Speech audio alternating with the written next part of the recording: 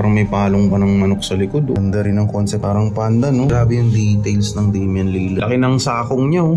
Ganda nito. Halos walang signs of usage. Parang Bruce Lee color. Yung mga hindi biniyayaan ng height. Nag-iisang sakay lang po yan. Wala nang ibang dumating. Leaning. Ito yung heel nito, parang kadiri. Para siyang mga cells.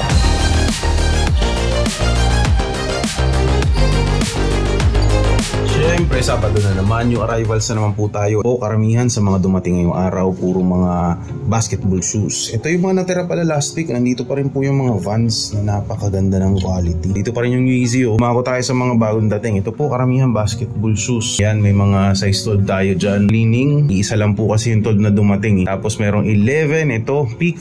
Yun, parang may palong pa ng manok sa likod, oh. Kulay yellow green. Ang asang kombinasyon ng kulay, purple, green, red, and gray. Tapos may black. And 361 din tayong sa size 10.5. Ito 10.5 din po itong CJ McCollum. Ganda rin ang concept ng design niya, no? Tapos yung CJ McCollum natin, it comes in 2 sizes. Size 10.5 tapos size 9.5. So itong leaning na to, ganda rin, oh. Yin yang ang colorway niya. Parang panda, no? Tapos napaka-solid ng build quality niya. Leaning to.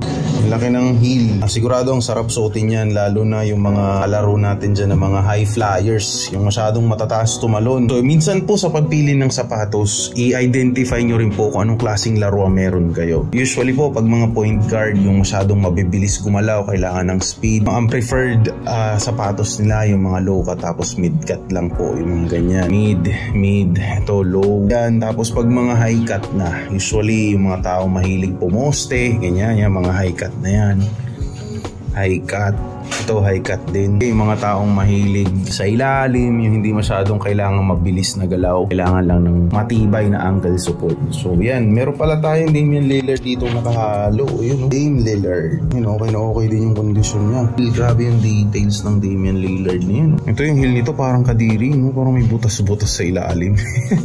Kakaiba. Ano kayong tawag sa colorway na yan? Para siya mga cells, tapos green pa yung kulay, no? Kyaodan din po yan. Maganda rin po ang build quality ng Kyaodan, lalo na po tong battle na lineup nila. Ang ganda rin ng nito, build quality. Laki ng likod, oh.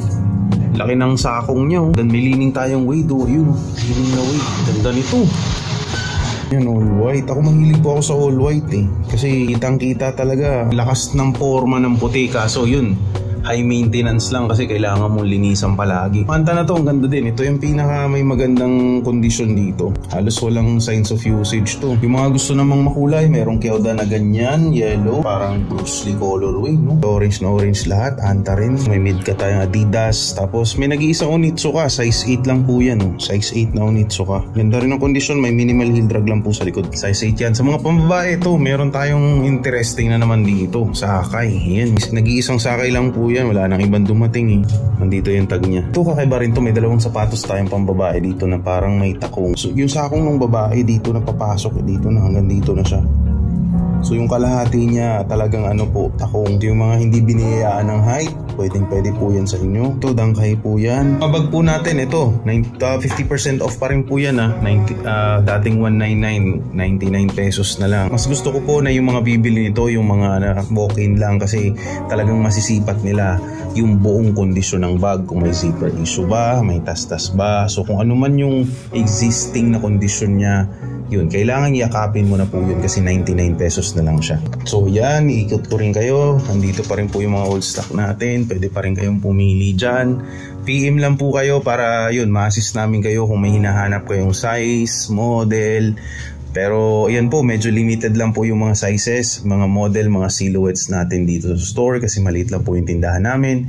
Pero gagawin namin ang lahat ng aming makakaya na hanapan kayo. Basta mag-PM lang po kayo, magre-reply kami.